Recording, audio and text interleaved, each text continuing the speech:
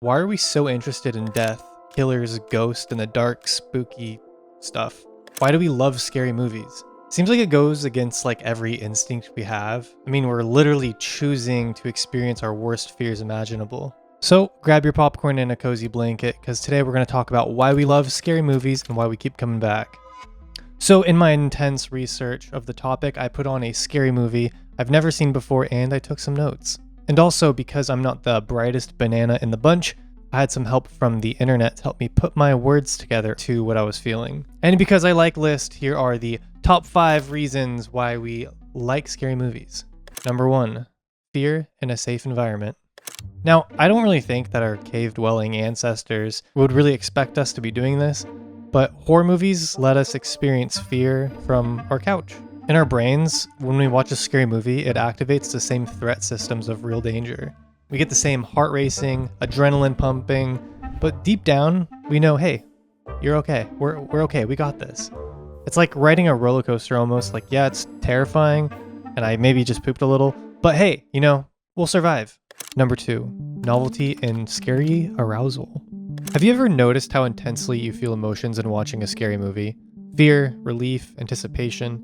Even just your simple biology changes.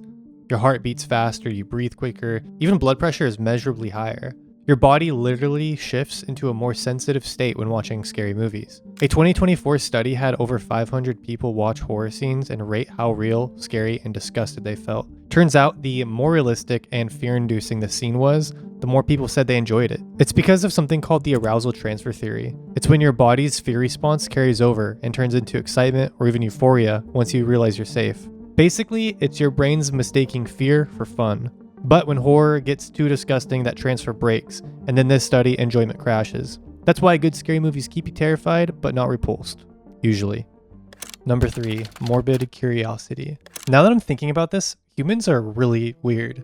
I think we're too curious about the morbid. I mean, you could see this in the news, from car crashes, to true crime, to gore. I think some of us even feel guilty about it. Like, it's creepy. It's kind of creepy that we're entertained by such horrible things. But I guess that's just kind of, the nature of the human mind. Like, you can't really change it, I guess.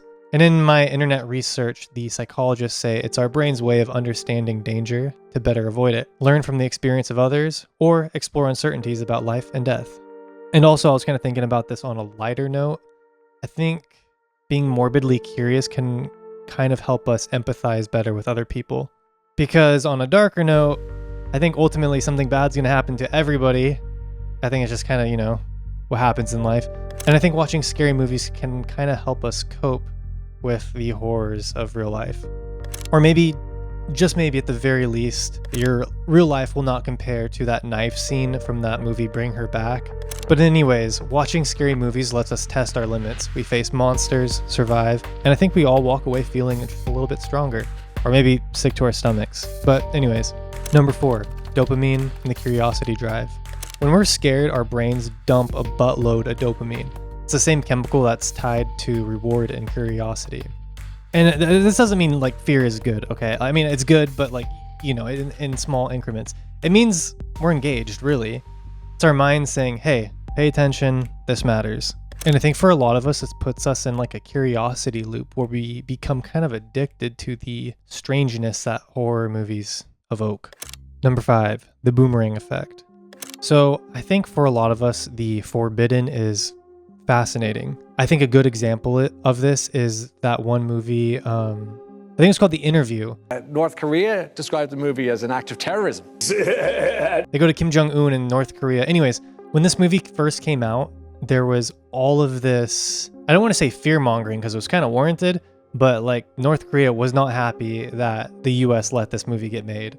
And so anyways, I think it made people want to watch it that much more because it was like, this is a banned movie. We got to see why it's banned. I think this boomerang effect is also why we're so interested in horror movies as well. It's so taboo, so weird. Like you almost shouldn't be watching it. That's what makes you want to watch it. Is it morally acceptable to watch somebody get possessed? Probably not. Am I interested? Probably. So trying to suppress something ultimately just means that you're going to seek it out more in some cases. This is all the same logic behind why banned books become the #1 bestsellers. But this is why horror movies work for me specifically. I just honestly like to be scared. I like to walk out of a movie like saying, what the f***, and looking at my friends, I'm like, dude, what did we just watch? What did we literally just go into this theater and experience? And I think it's so fun to go into a theater with a bunch of random people and you guys are all just like freaking out over the same thing. That makes it so fun. But with all that being said, I think there's a lot more than jump scares. I think they're, you know, an important trope in scary movies, but I think a lot of times they're overdone. And this is our smooth little segue. Why do jump scares get us every time? Jump scares aren't obviously the key to every horror movie. In fact, a lot of good scary movies don't even have them. But for most scary movies, the jump scare is the number one tool they use. And I mean, it makes sense why they do it. It works. She's mad. So jump scares activate our little monkey brain and it activates the flight or fight response. This is the same system in our brain that's used to detect danger.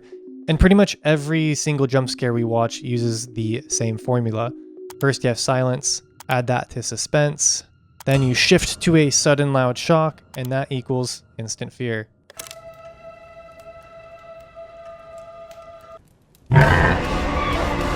And what makes a jump scare really work is the build-up. You need lots of silence and stillness, and all that suspense followed by some explosion or loud, quick, chaotic movement with some sounds.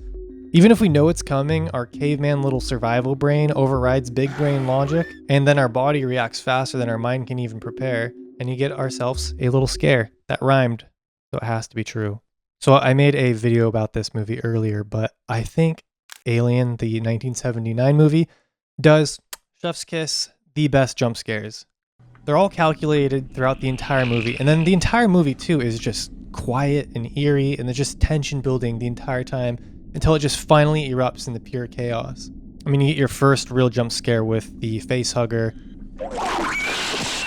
And then it goes back to, you know, the common silence again. And then you have the whole insane chest burster scene, which probably still is stained somewhere in my brain to this day. But anyways, 10 out of 10, chef's kiss, classic forever. Hereditary is another movie that I think most of us can agree was one of the best horror movies ever created.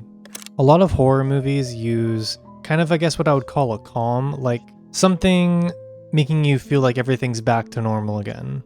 Hereditary didn't do that. Hereditary kind of just held on to this sense of dread for the entire movie. And then in between the dread, it would hit you with a tastefully done jump scare. Up until, you know, the ending where everything erupts and everything gets a little demony. And on top of using jump scares tastefully, the Easter eggs and lore that movie packed in is what makes it one of the best scary movies ever made. And this is my other smooth segue. Why are so many horror movies bad? So many studios nowadays are just pumping out scary movies like they're cheesy Hallmark films. A lot of horror movies today lean on these cheap thrills as like the jump scare, the loud noises, the sudden face in the dark mirror. And then by that point, it's not even a horror movie anymore. It's just a startle reflex from a jump scare with a bad story attached to it. I think a good horror builds tension and it lets your mind wander to places that are far scarier than anything CGI could ever show you. I think another reason why today's horror movies, not all of them, but some of them are pretty bad, is there's no emotional payoff. I think the best horror movies scare you and then release you. It's like this emotional whiplash, this emotional abuse. Too many horror movies forget that they need to let you go at some point, and they just crank up the tension, they crank up the jump scares, and they never really flesh out any meaning of what the movie should be. And I think this leaves most people feeling exhausted instead of thrilled. And yeah, I think there's seasonal appeal for these type of movies. I think a lot of these movies are made for Halloween and not for some lasting emotional impact. And the last reason why I think modern horror movies are so bad is they're too damn predictable. Like, we get it. Like, the jock's probably gonna get killed. The doll is bad. There's a ghost in the house. I think we've seen this for the past 40 years. I mean, we've honestly seen it all, right? When all the characters feel one-dimensional, every death is telegraphed. It just stops being scary. You know what you're gonna see.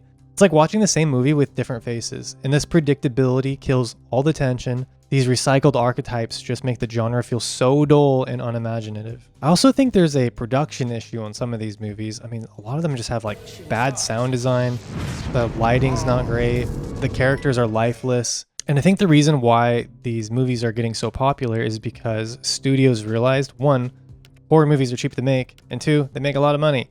It's kind of like the fast food for filmmakers.